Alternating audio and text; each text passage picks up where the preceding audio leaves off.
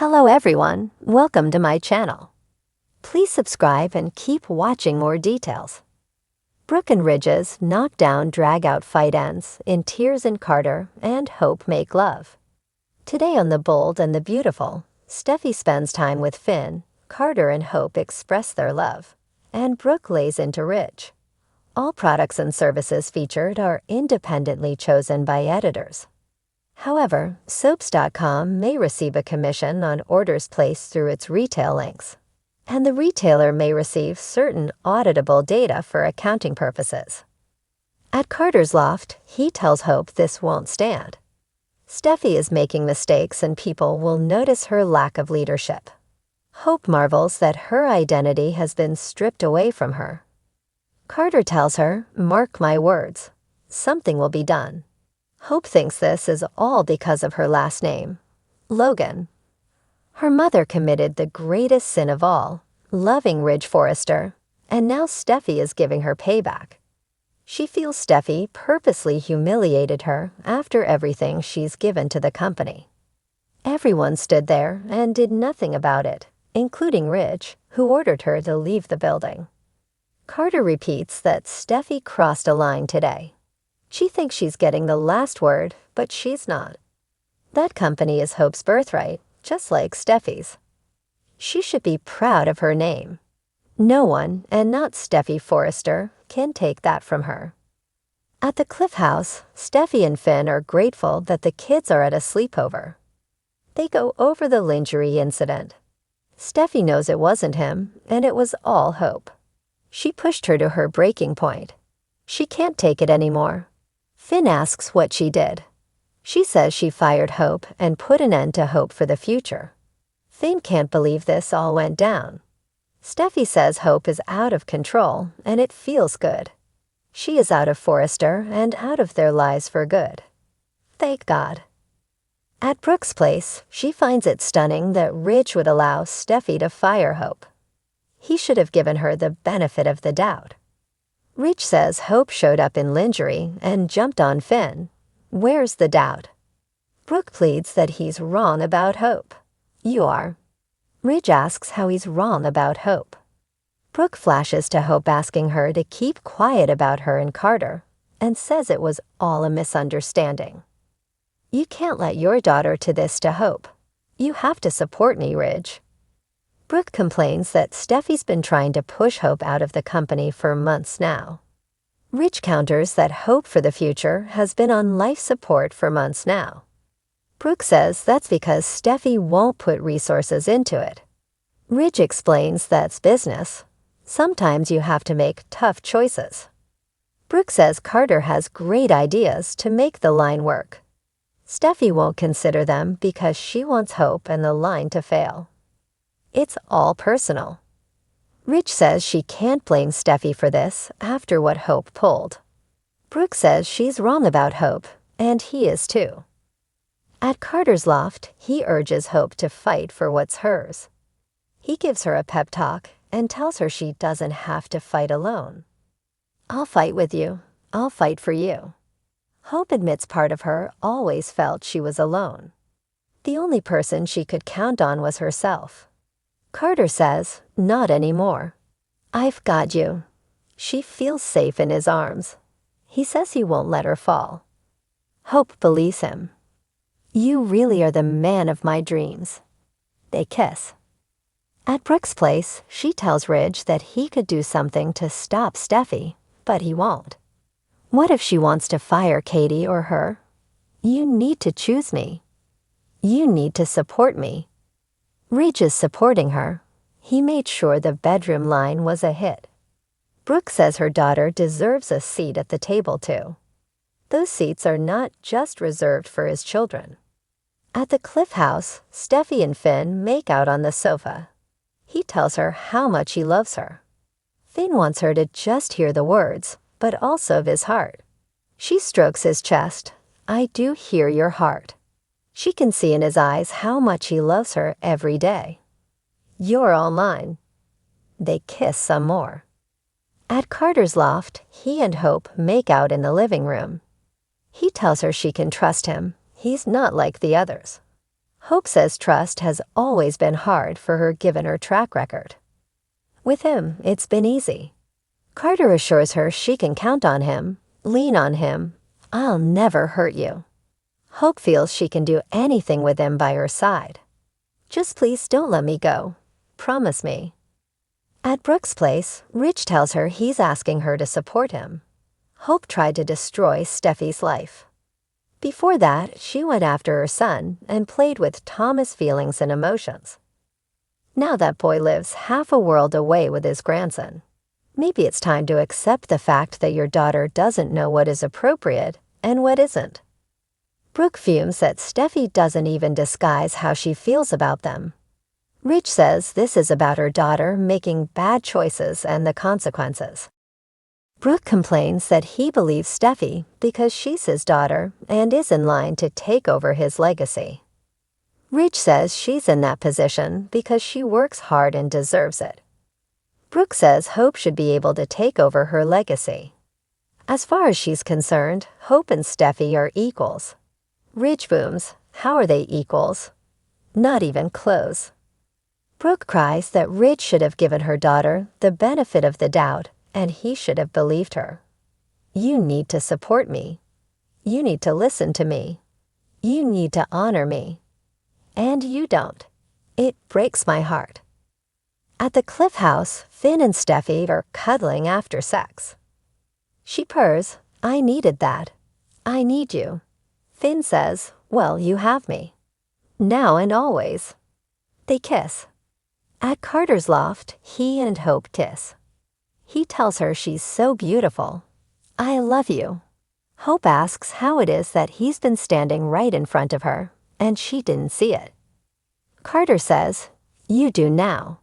She kisses his neck and chin. Oh, I see you. And I love you too. They kiss passionately, and he rips his shirt off. Hope caresses his chest and smiles. Carter sits on the sofa and Hope strips out of her dress. Strolling over, she takes his hand and sits on his lap. They start making out again, and he lays her down to make love to her. Brooke and Ridge's knock-down, drag-out fight ends in tears and Carter and Hope make love. The mood in the Forrester mansion was tense, like a storm cloud hanging heavy in the air, waiting to burst. The usually serene home, filled with lavish decor and timeless elegance, was now the setting of a battle, one neither Brooke nor Ridge could escape. Brooke Logan stood in the living room, her hands trembling as she clutched the edge of the velvet sofa. Her usual confidence was shaken, her eyes red from a long night of crying, but there was still a fire in her gaze. Ridge Forrester stood opposite her, his expression clouded with anger, frustration, and betrayal. The years of love, passion, and history they had shared were crumbling before them. Today was the day it all came to a head. You promised, Ridge. Brooke shouted, her voice breaking with a mixture of hurt and disbelief. You promised me that we were in this together. You said it was forever. Ridge's jaw tightened, his posture rigid. He was trying to hold on to control, but it was slipping through his fingers like sand. I did promise, Brooke. But you don't get it, do you? You keep breaking me down. You push me away. And then you expect me to just be here for you when it's convenient. I've given you everything. You think this is easy for me? I did love you. Brooke shot back, her voice full of bitter accusation. But I can't keep pretending everything is fine when you're out there with her. Her hand waved toward the direction of the door, as if the very mention of Ridge's latest betrayal, the one with Taylor, was enough to suffocate her. I can't stand it. I can't live like this anymore. Her words were daggers, aimed right at Ridge's heart, and for a moment he seemed to falter, his gaze flickering as the weight of his actions settled heavily on him. He could feel his own emotions welling up, threatening to break through the shell he'd so carefully constructed. But he couldn't let her see that, not now. I've been fighting for us, Brooke, Ridge murmured, his voice rough with raw emotion. But you've been pulling away. I don't know how much more I can take. We can't keep doing this. I'm done with the lies. I'm done with the games. Brooke's eyes were filled with tears, but she held them back, refusing to let him see her weakness. You think I wanted this? You think I wanted to lose you? But I'm not going to keep fighting for a man who can't decide what he wants. I deserve more than this. The silence that followed was suffocating. Every word, every accusation hung in the air like a poisonous fog, suffocating any chance of reconciliation. And then, in a flash of desperation, Brooke's voice cracked again, this time softer, almost pleading. I'm tired, Ridge. I'm so tired. Ridge felt something stir in his chest. He was torn between the love he still felt for her, the desire to make things right, and the anger that had built up over the years.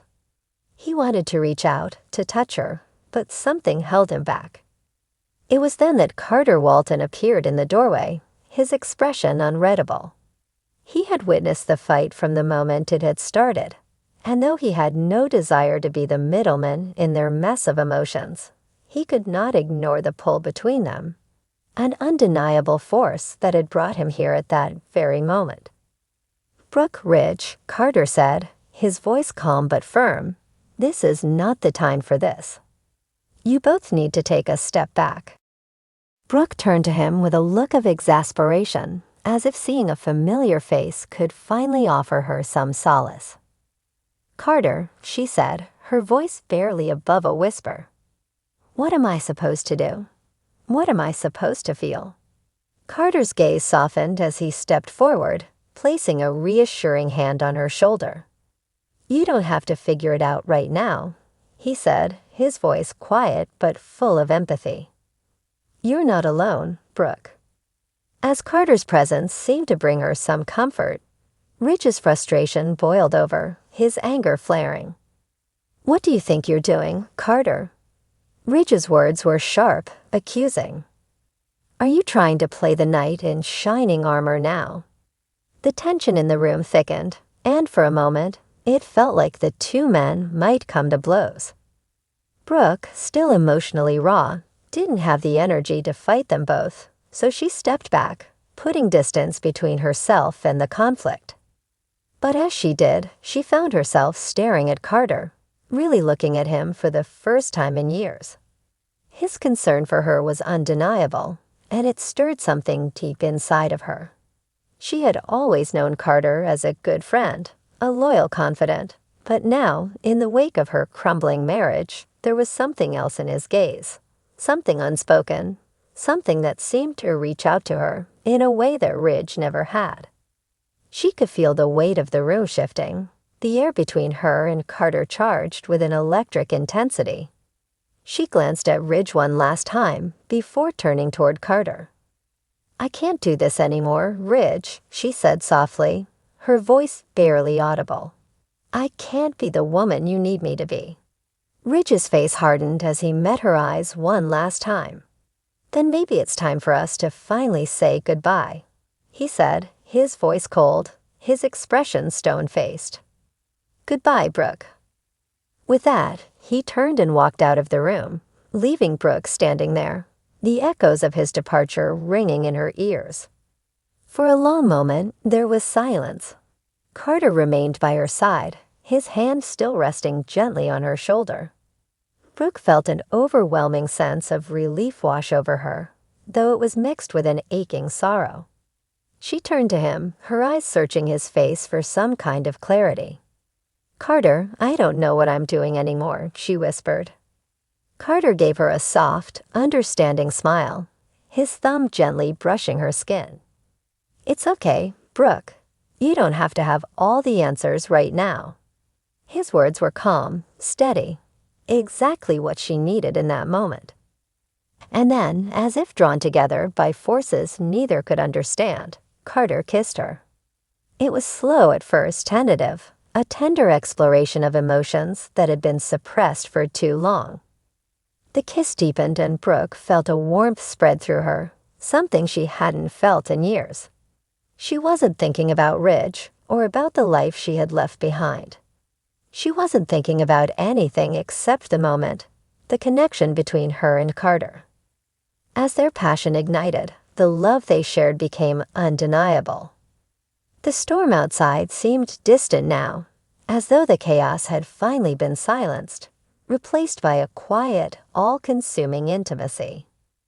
In Carter's arms, Brooke finally felt seen, heard, and for the first time in what seemed like forever, truly loved.